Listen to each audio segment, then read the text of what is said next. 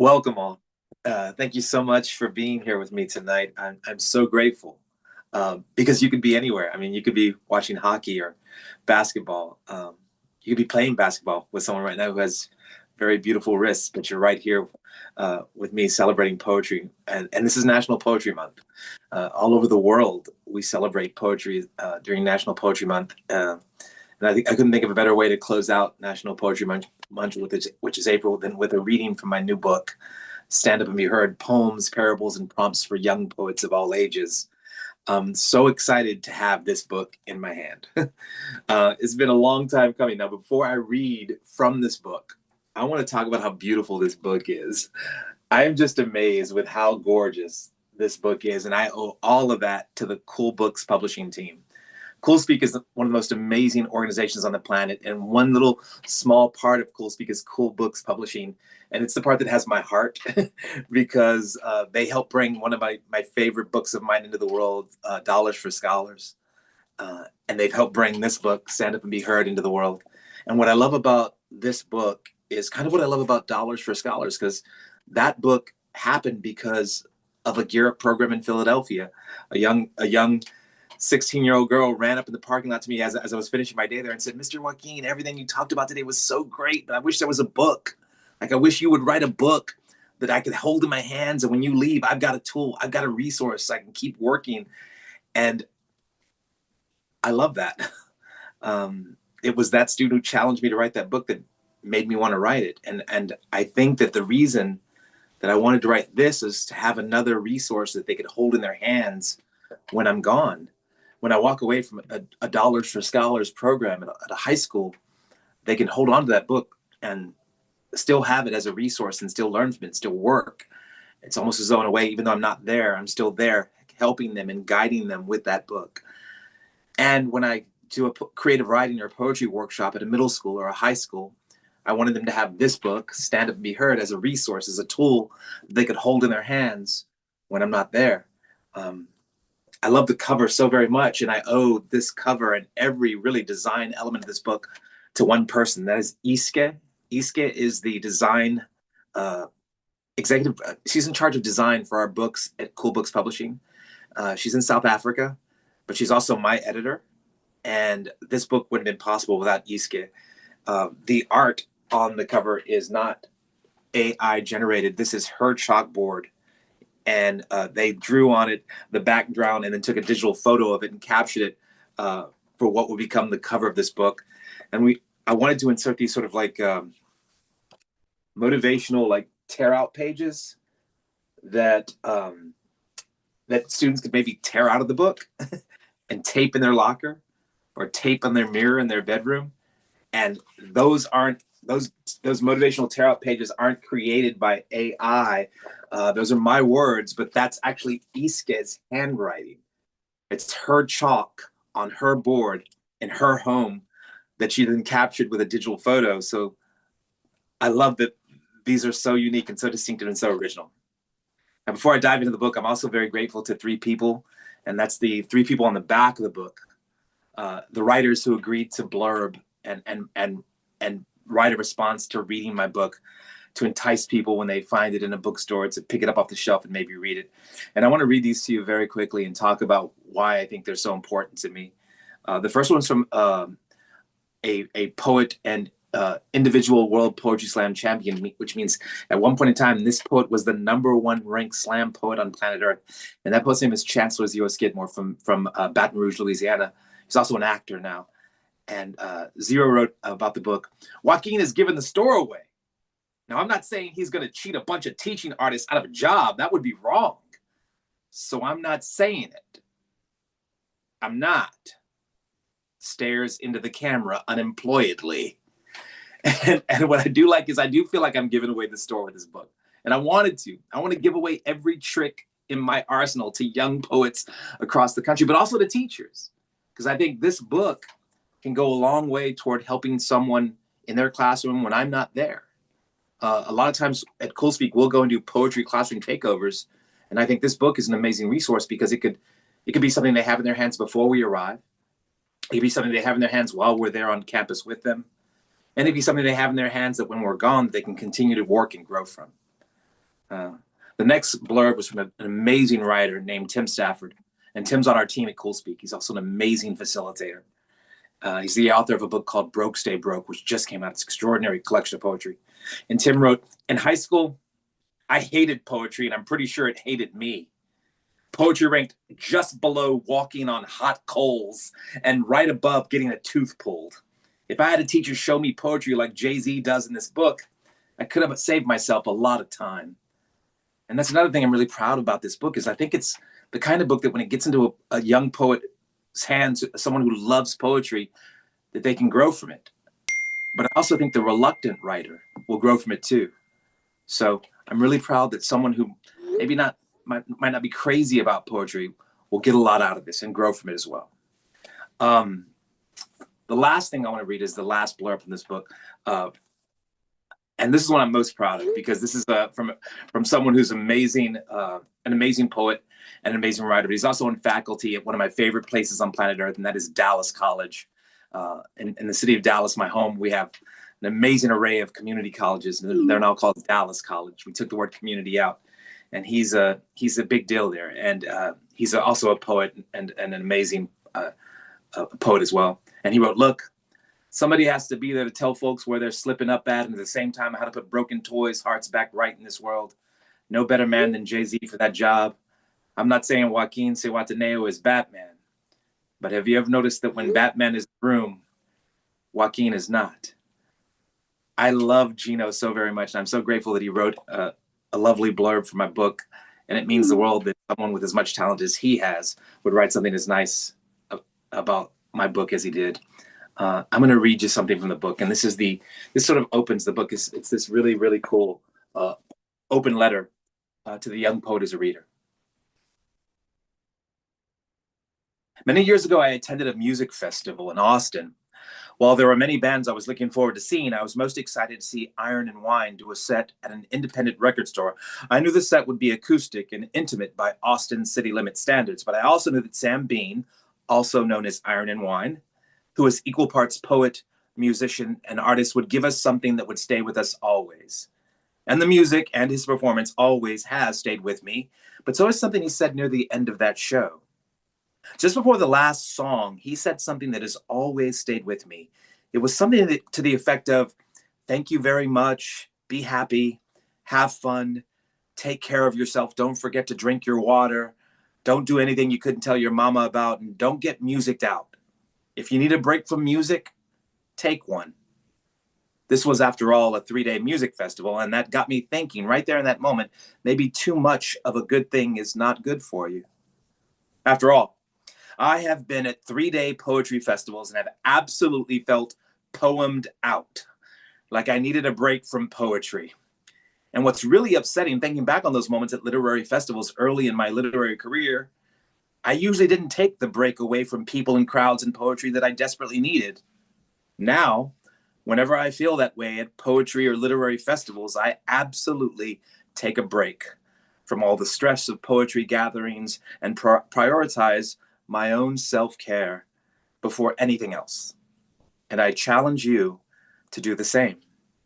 If at any time during the reading and writing associated with this book, you feel overwhelmed, anxious, stressed, or hurt in any way, put the book down, put the pen down, and simply walk away. Go outside and feel the sunshine on your face. Talk to your mom or your best friend or your therapist. Your self-care is more important than any poem. You are more important than any well-crafted metaphor. In fact, there is nothing more important than you and your well-being. Know this. With all this being said, I want to offer you a content warning of sorts.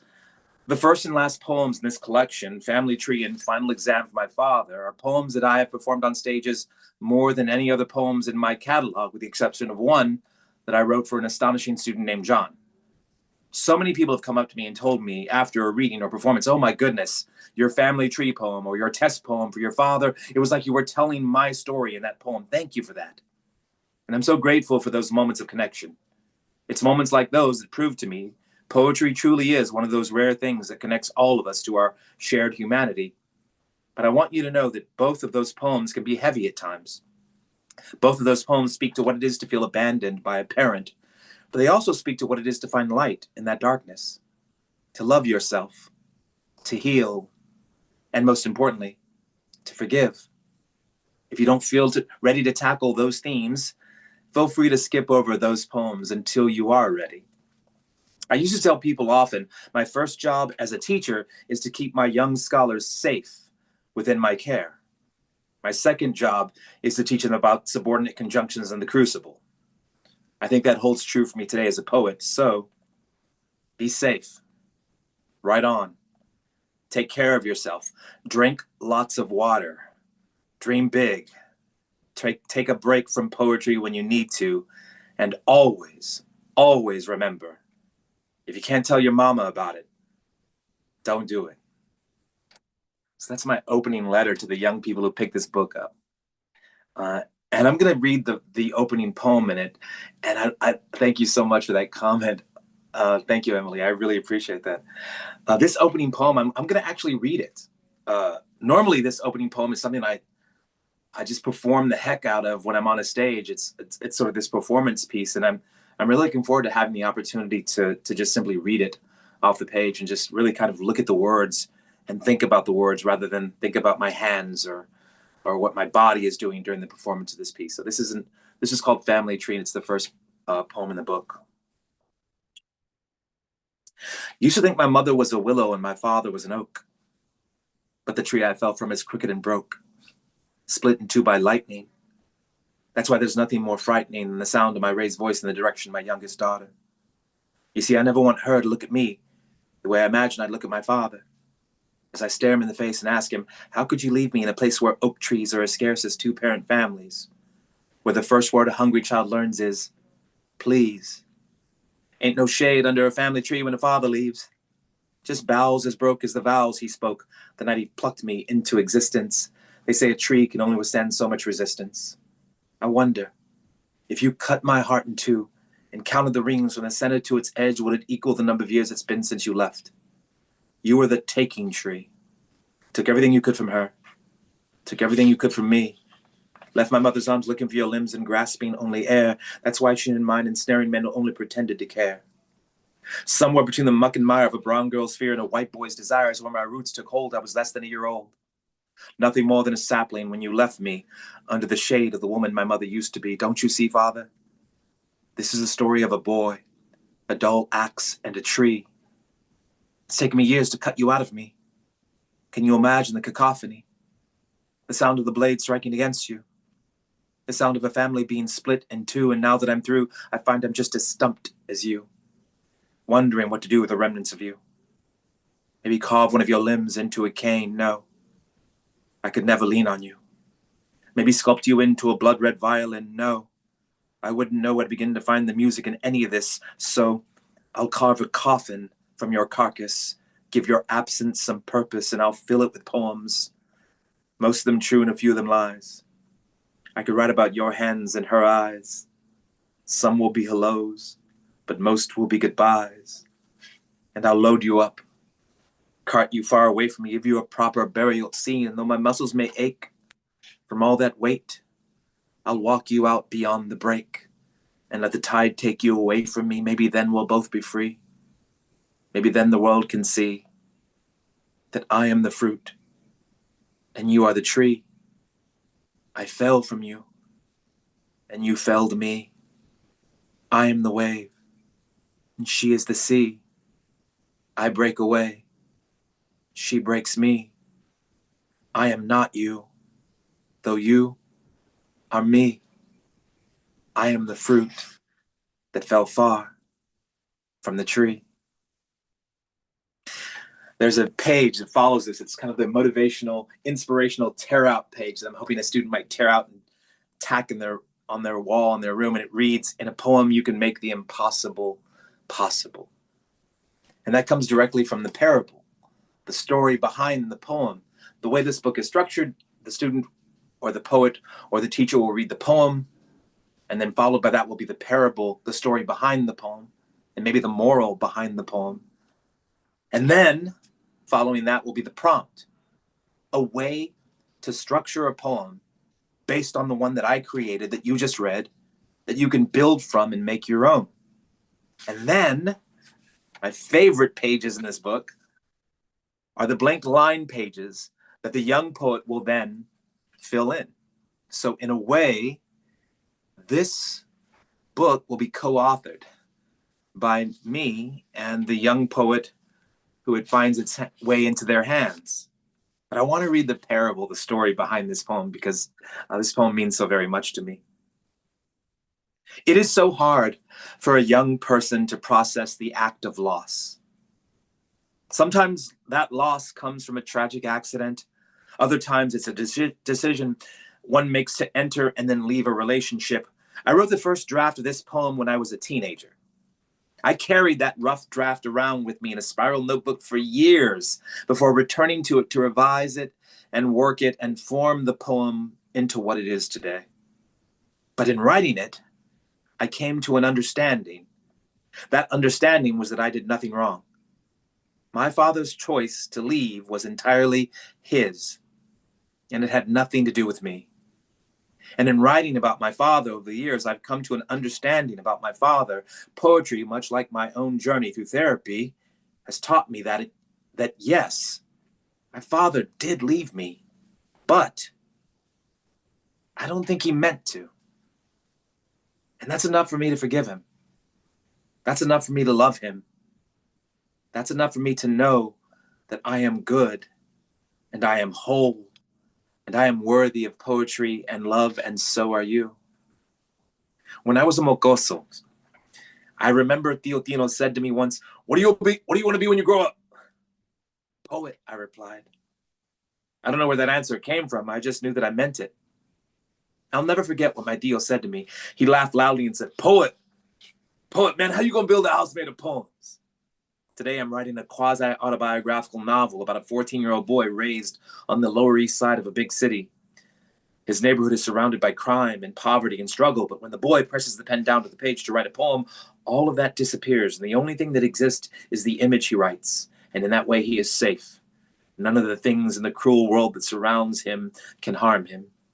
And you guess what the title of my new book is? Correct. House Made of Poems. But I think my Theo felt badly about laughing at my initial response of poet, because not long after all this happened, he said to me, still want to be a poet, mio? Questions asked in declarative sentences, a trait common in all of my uncles. Yes, I replied. Then he said something to me I'll never forget. You want to know the most miraculous thing about poetry? In a poem, you can make the impossible possible. That has always stayed with me. And even though I never once saw my mother and father standing side by side in the same room, again, their choice, not my fault, I could place them side by side in a poem and address them and question them and challenge them. All I had to do was find the right metaphor. In this instance, I chose two trees in a forest because I'm from a city. Sometimes as a poet, it's exciting to explore a world that is foreign to yours and attempt to connect with it and maybe even make it your own for a metaphorical moment. I'm going to go further and deeper into the book and read you another poem. And this one is so very special to me because it comes from my years in the classroom as a teacher. And I taught a brother-sister. They were brother and sister, and they were twins, and they were in the same room. And they were in my same classroom. And as they were walking out, they were having a conversation about their visit to their grandmother the weekend before this Monday. And they were baking with their grandmother, and their grandmother was teaching them secrets. And what they said it just floored me. It was so poetic. And I asked them if they could retell the story to me, and they did. And I asked them if I could write a poem about them, and they agreed to let me do that. So I wrote this for them. And the one who was doing most of the talking was Anthony. He was the talker of the two of them. So this is called Baking Bread with Abuela. And it's the dedication under it reads, for Anthony. And there's a quote that the grandmother said to them. And the quote is, this bread will determine your lives. Speaking to us, Her words penetrate the body to permeate the soul.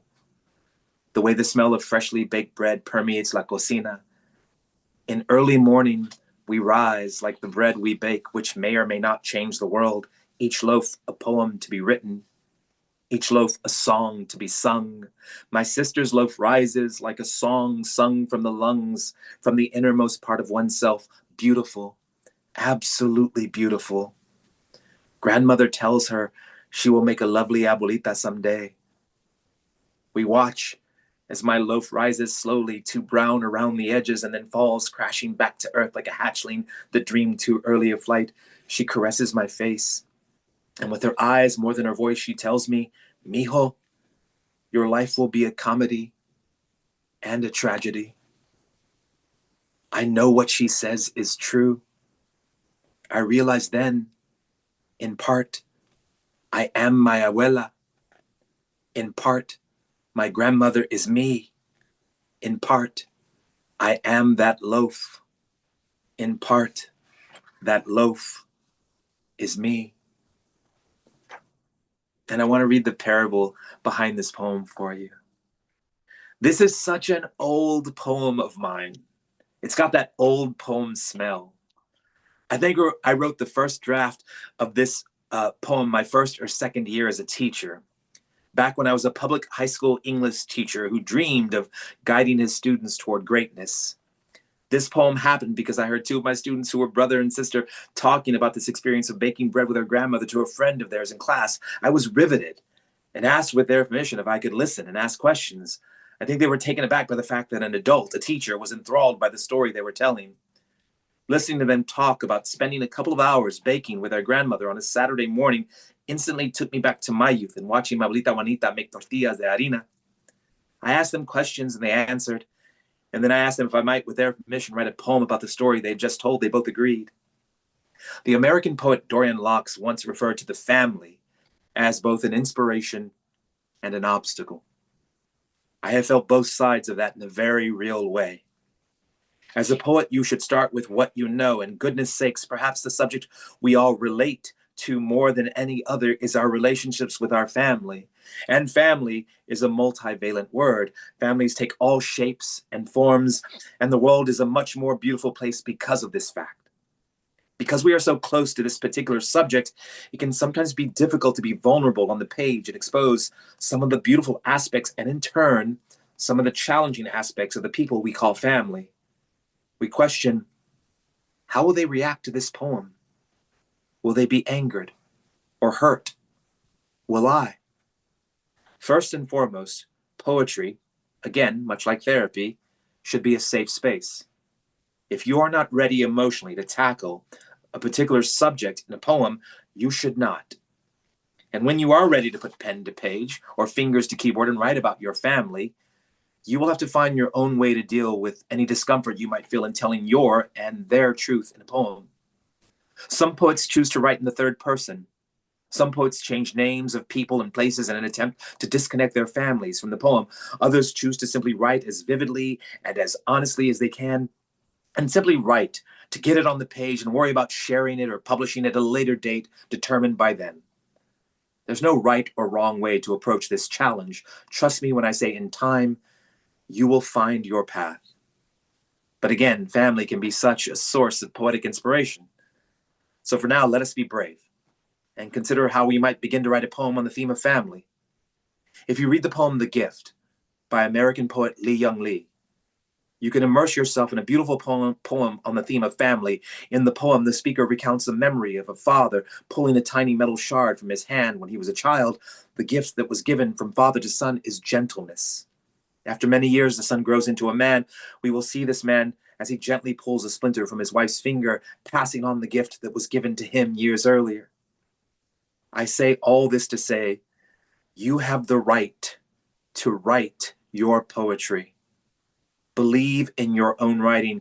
Believe in yourself. Share your voice with the world. Trust me when I say the world is waiting for your voice. Who knows? The poem you write about your mother could save a stranger who reads it, or it could save your mother, or it could save you. So I'm going to read another poem and another parable, and then read a couple more, and then we'll have a Q&A to close out our session. But thank you so much again for being here and spending these 45 minutes of your evening with me. This is called After the Show, and there's a quote that opens the poem. The quote reads, "Don't you dare go home until your last fan goes home." After the show. Yes, I will sign your journal, your book, my book, the phone book. I will answer any question you have for me. I will give advice to the young poet, playwright, actor, teacher. I will laugh with you. I will cry with you. I will sign your backpack, your forearm, your forehead. I will sign on the dotted line. I will co-sign that loan with you. I will sign treaties with you. I will make John Hancock jealous by the sheer size of my signature. I will elaborate under it with a phrase written clearly in print, something like award-winning teacher or world champion slam poet or break dance enthusiast, so that many years from now, you will know this incoherent swirl of cursive is my signature. Yes, I will read you one more poem. Yes, I will take a photo with you. Yes, you can find me on the gram. You can follow me at... Once, after a 1-hour reading at a university, I stayed and talked with a small group of scholars for 3 hours. They invited me to go out for pizza after, and though I was tired, I went gladly, because the only thing a poet loves more than the sound of his own voice is pizza. And here's the parable behind that poem. I am amazed when I hear there are athletes and musicians out there who refuse to sign autographs for someone who asks them nicely, "Can you please sign this for me?"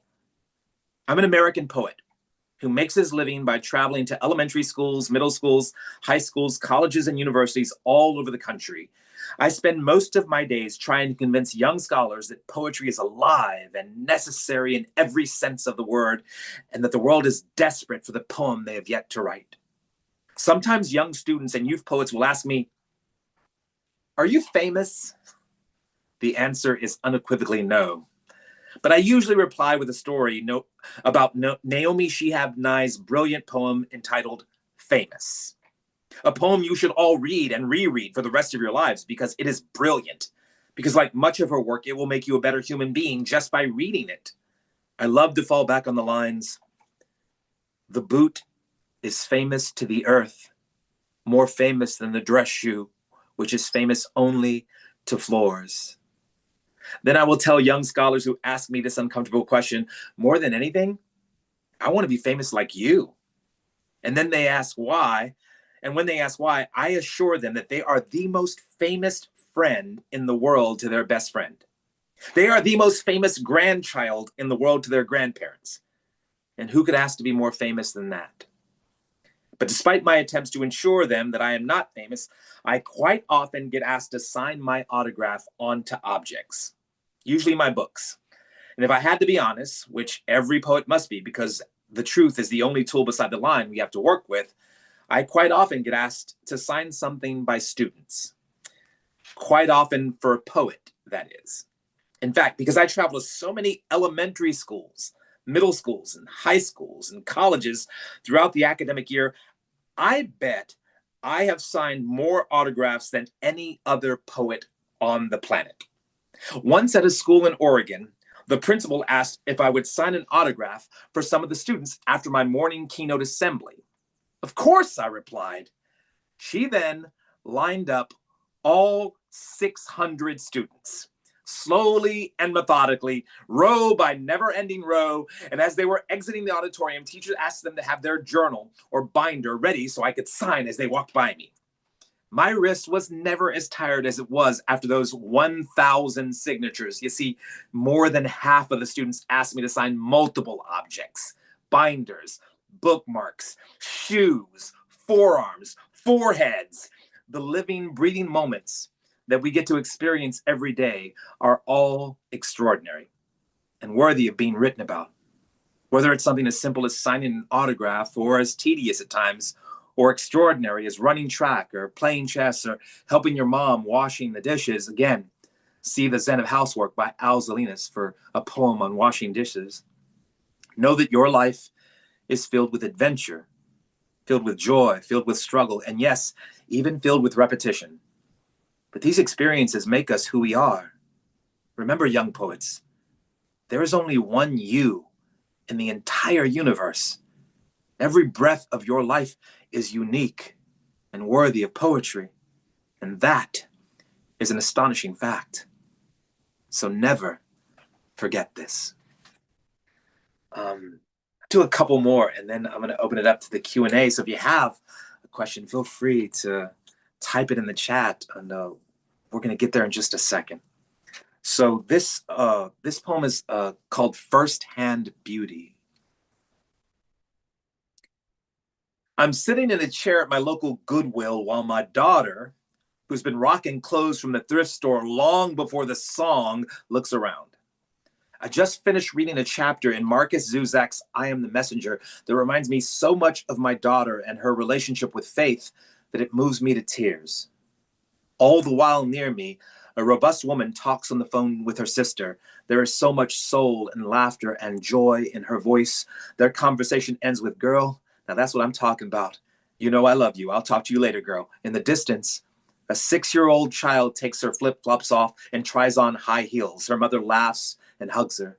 By the books, an unruly boy is quieted loudly and lovingly by a mother's voice, which sounds like it should emanate from a kind drill sergeant rather than the 5'1" frame pushing the cart. The boy zips his lips instantly. The robust woman laughs loudly. So do I. There is so much first-hand beauty in this second-hand store. And the parable behind this one. The master poet Claribel Alegría once said in an interview that she called her journal her seed book because the entries she writes in it might grow into poems and stories. I love this notion. It truly fills me with joy to think about writing this way, and rightfully so. Her last name, Alegría, translates to joy. So I take my seed book with me everywhere I go. My wife is not too fond of my seed book, because if I see something worth jotting down, I will stop and take the time to write it into my seed book in hopes that it might grow into a poem. My seed book has slowed my wife and me down on many occasions at various locations, parks, grocery stores, hikes, etc. But I challenge you to keep a seed book with you at all times. It happened that I happened to have mine that day in a Goodwill thrift store when I was bombarded by so much beauty and poetry. I wrote every bit of it down and turned it into a poem. I knew I had a poem right there at my fingertips because I instantly thought of the line, "First-hand beauty in a second-hand store." I had the ending. All I needed was a way to get to that ending. And I know many of you will choose to fall back on your phone as your seed book, typing into a journaling app or perhaps your notes, and I get it. I do that too occasionally. But I also keep that little field notes journal in my back pocket and a pen or pencil on me at all times. My seed book. Reason being is that sometimes you can find yourself out there in the world for an extended length of time with no charger to plug your phone into. If your phone dies, it goes from being a seed book to a paperweight. I was never a Boy Scout, but I do admire their motto, "Be prepared." Keeping my seed book and pen or pencil on my person at all times helps me feel prepared, as though every extraordinary moment that comes my way can be documented and mined for poetic gold later. Your life is just as extraordinary and worthy of being mined for metaphorical precious metals. Hope, joy, love, and all the experiences and moments that make your life truly extraordinary. Yes, your life is extraordinary. Your life is the stuff of poems. Oh my goodness. I'm going to read a couple more short ones and then I'll open up the Q&A. So this is called Marisol, or Something That Lives Between the Two. She said, in a voice that could only belong to a poet or a daughter, of which she was both, "My name. I have always known it means sea and sun. But last night, I watched my mother calm the storm inside of my father by simply saying his name softly and placing her hand on his shoulder. And I realize now that my mother is water and my father is fire. and I am something that lives between the two. The parable behind this poem. What a gift my students are in my life. What a gift you are in your teachers' lives. Don't ever forget that. This moment was given to me by a student who casually told me one of the most poetic things I have ever heard. You want to know how many poets there are in the average high school in the world? Too many to count. Poetry was an oral or spoken tradition before it was ever written down. I was surrounded by poets as a mocoso. My tío Tino never wrote a poem in his life, but he spoke them to me in casual conversations often. So a big part of the poet's job is to keep your seed book handy and be ready to capture the poetry you hear and you see and feel all around you on a daily basis. Trust me when I say there are poems out there just waiting to be found. You will eventually hear me reference Dr. Phil Stutt's plan for action for self-care in this book, the life force pyramid, he calls it. The middle section of that pyramid he calls people. He believes, as do I, that interacting with people, talking to them, listening to them, brings us healing. And yes, since I'm a poet, I have to tell you the truth. After all, the truth and the line are the only tools we have to write by. And here's a tough truth to hear. For some of you, many of you, people will let you down. People can bring frustration and pain into your lives. I so wish that wasn't the case for any of you, but again, the truth. It's not always beautiful, but it is always necessary. But there is light in everything. People can bring hope and faith and love into your life as well. For this reason and many others, it is important for us to surround ourselves with people on a daily basis.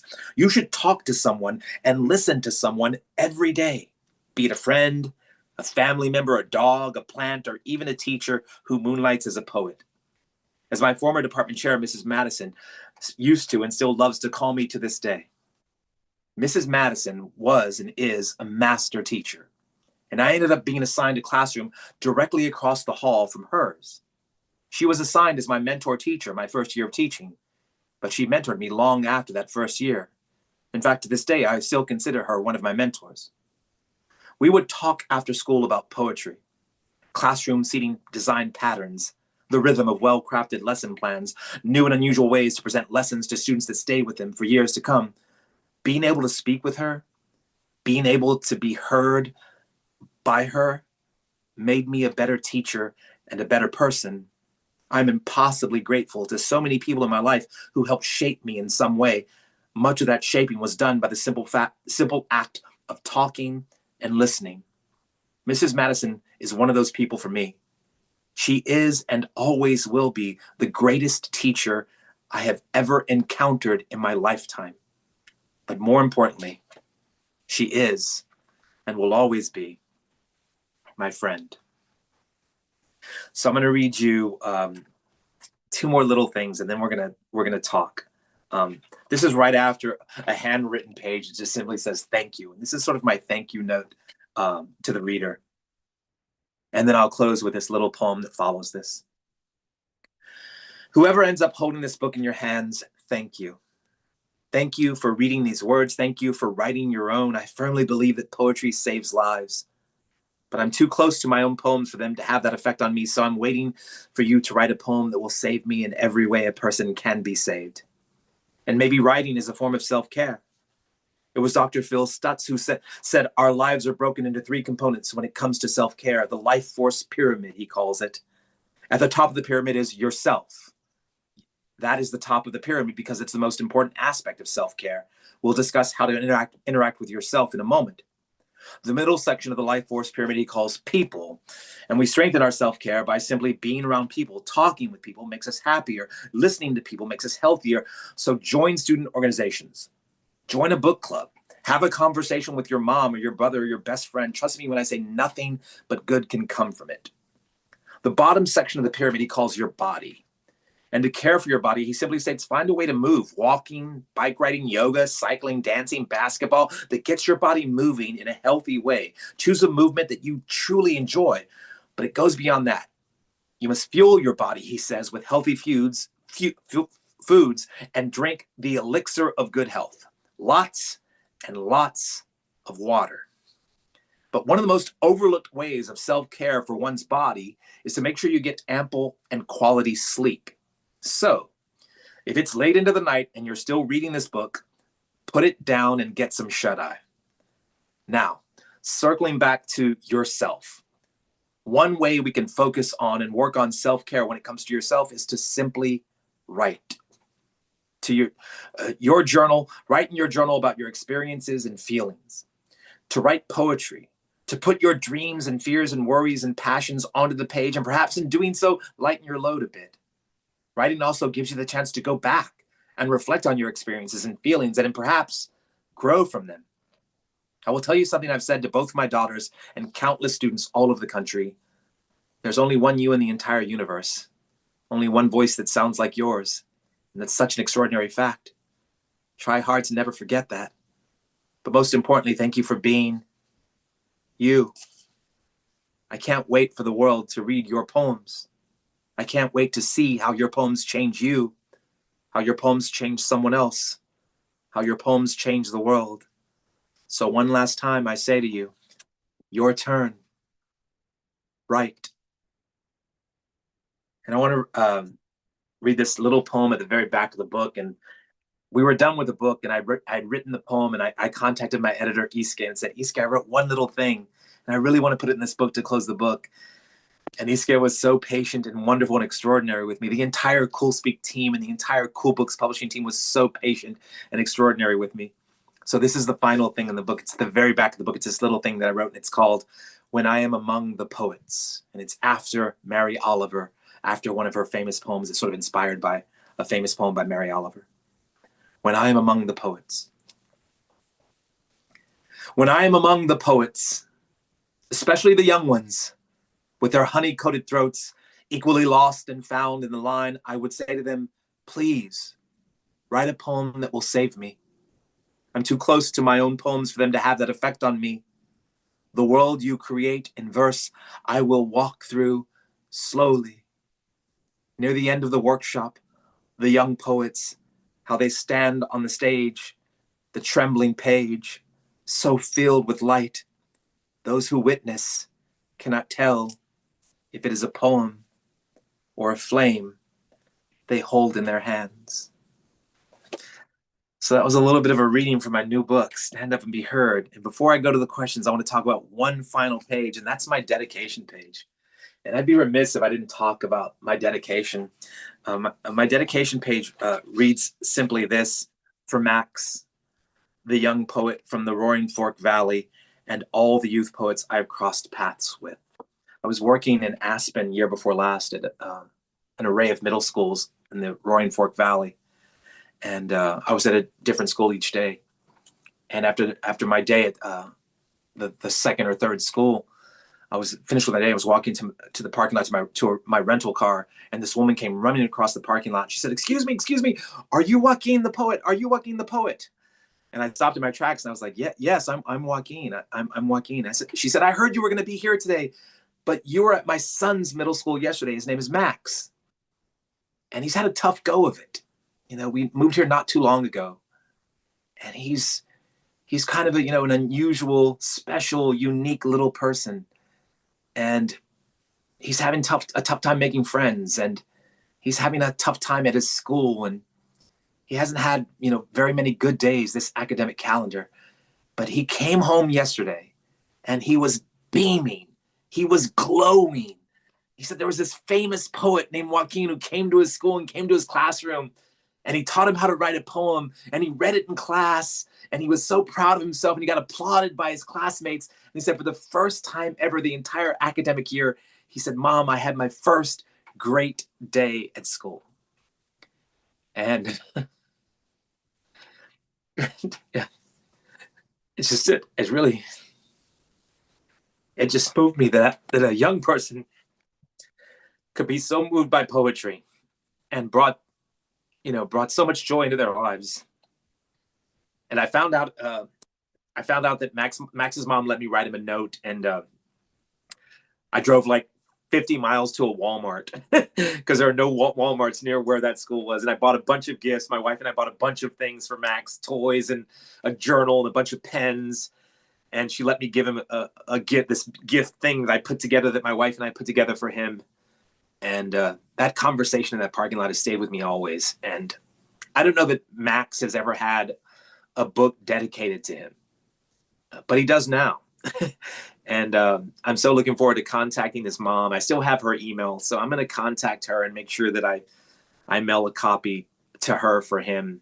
But Max is just one of so many, like so many students that I get to work with all over the country, and even in other countries. I've worked with students in Guatemala and in France, and I feel so grateful for the opportunity to get to work with young writers. And when I was putting the book together, someone said, I'm not a young person. I'm not an 8th grader. I'm not a 12th grader, but I want this book. I want to be able to write from this book too. So that's when I kind of added in the title, Young Poets of All Ages. This parenthetical note of all ages got added into the title because after talking with some of my friends who are poets and adults and showing them the work, they were like, Joaquin, yeah, I think a grad student could learn from this. I think I could learn from this. I'm in my 40s and I could learn from this. So I think this book was originally written for middle school and high school students. But I think after working with this book for the last year and a half of my life, I think I've crafted it into something that maybe anyone of any age could get something out of. And I'm super proud of it. I'm super proud of it. So I'm going to, oh, great. Something just popped up. Can it be a standalone project? You know what? I think that this book, if this book ends up, I'm going to address a question from Chris Collins asking about the use of this book in the classroom. I think this book could be a real tool for a teacher in a classroom, not just for like a one-day project. When I was a teacher, our units were broken into 6 weeks. We had 6 weeks grading periods, and the one that April fell in, which is National Poetry Month, I would do multiple poetry projects throughout that entire 6 weeks grading period. And I think if you're the kind of teacher who knows to celebrate that 6 weeks grading period that encompasses National Poetry Month, I want to do 4 activities or 5 activities, or maybe even have my young students create a chapbook, which is a mini book of poetry, like a collection of 10 or 12 poems.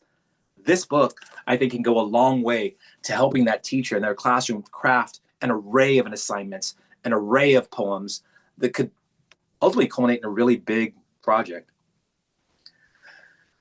Someone's asking about the revision process, and I want to address that. Feeling that some students feeling as though their work is never done or good enough, and how do I approach that process with young poets? I tell young poets all the time that for me, my favorite part of the poem process is the revision process. It's my favorite part of it. It's the least fun. It's the most work, because you're challenging your poem, you're questioning your poem, you're charging your poem. What happens if I take this line out? What happens if I add 2 more lines in? What happens if I swap the first line with the last line? What happens if I take this poem and I entirely invert it so that the last line becomes line 1 and the penultimate line becomes line 2, and I have this rewind version of this poem that I just wrote? I wrote a book a couple of years ago in which a rewind version of my first draft made it into the final book, a book called Arsonist. I love the revision process, and I love challenging students to think about the act of revision. And I love letting students know that act never ends. You have the right to change your poem even a year after you wrote it, 10 years after you wrote it. I do an activity with young poets all over the country called the I Am poem. And after we write this poem about who they are and what they are through the act of this extended metaphor, I say, all right, time for a revision challenge. Cover up the word I am with your finger and read it without the I am and see how it sounds. And most of the students will say, it sounds so much better. And I'll say, you're right, it does. How do you explain to your students? Here's a question from Katrina. Thank you for that question. How do you explain to your students where inspiration comes from? I tell students that for me, inspiration comes precisely from life, exactly from life. That we as poets, as much as we love the keyboard and the computer or the pen and the journal, we as poets have to strap on our tennis shoes and go out into the world and take our seed book with us, because the poems are out there. They're on a hike. The poems are at the mall. The poems are in a church. The poems are in a conversation with our best friend. And we have to get out there in life. That's where true inspiration lies for me, and I truly believe for them. So I always challenge them to go somewhere different, somewhere new. Go to a museum, go to a store, go to a neighborhood you've never been to, and experience something new, exciting. Here's a question. When and how do we encourage students to write private journals to share what's appropriate? The countless silent poets among our young people. I think that's true. I think that we do have a lot of poets out there in the world who don't want the world to know that they're poets, or might just be a little too scared to let the world know that they're poets. We have a very amazing basketball team in my city, Dallas. We have the Dallas Mavericks. We also have an amazing team called the Wings, the Dallas Wings. They're amazing too. But there is one team member on the Dallas Mavericks who writes poetry. And he's very shy about the fact that he does. And he's very withdrawn about the fact that he does. And he's even used that phrase with me one time. He said, I'm kind of like a silent poet. Like I write just for me. And I got to have a conversation with this person. And, I have to respect that. You should only bring the poem out into the world when you're ready for the poem to go out into the world. But I will say that sometimes our reluctant poets or our reluctant sharers, if we give them the opportunity, the platform to share their poem and be applauded by their peers, I think they realize just how extraordinary that experience is, and nothing but good can come from it. I mean, we applaud our football players, and we should, but we also should be applauding our writers and our poets. I truly believe we should. I want to thank Cool Speak for making this happen for me tonight. I want to thank Cool Books Publishing for bringing this book to life. And I want to thank every single student in every single state and every program, Gear Up and Trio and Camp, that have invited me to work with their students.